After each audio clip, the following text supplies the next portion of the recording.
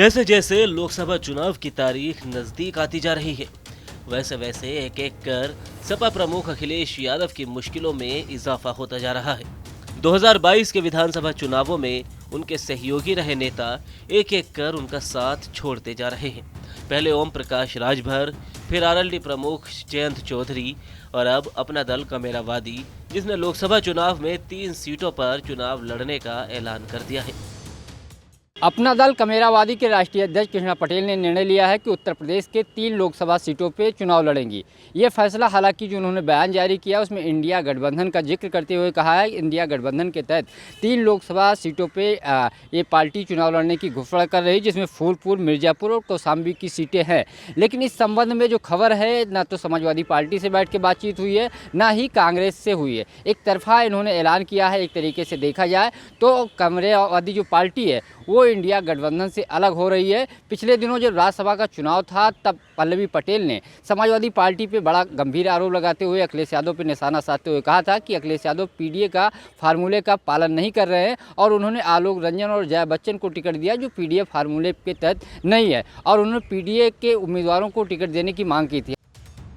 बुधवार को अपना दल कमेरावादी की केंद्रीय कार्य समिति की बैठक में पार्टी ने इंडिया गठबंधन के तहत यूपी की 3 लोकसभा सीटों पर चुनाव लड़ने की हुंकार भरी है।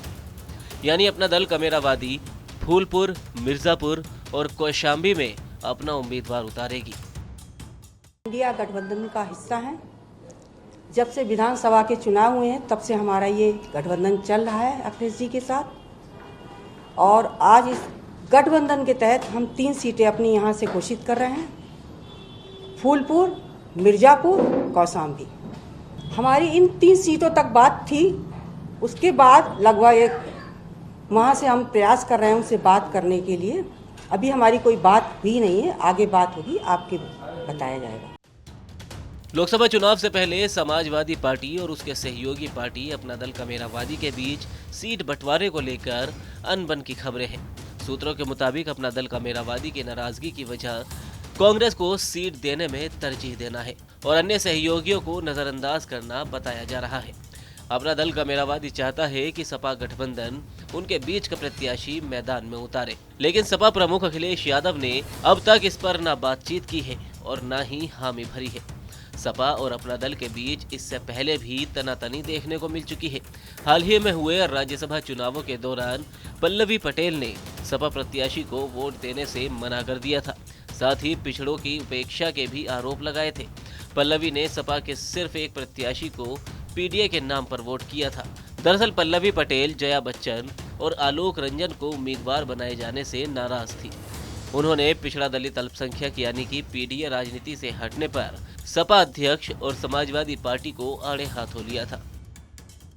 हालांकि बाद में उन्होंने समाजवादी पार्टी के उम्मीदवार को वोट दिया, लेकिन दूरियां बढ़ गई थी।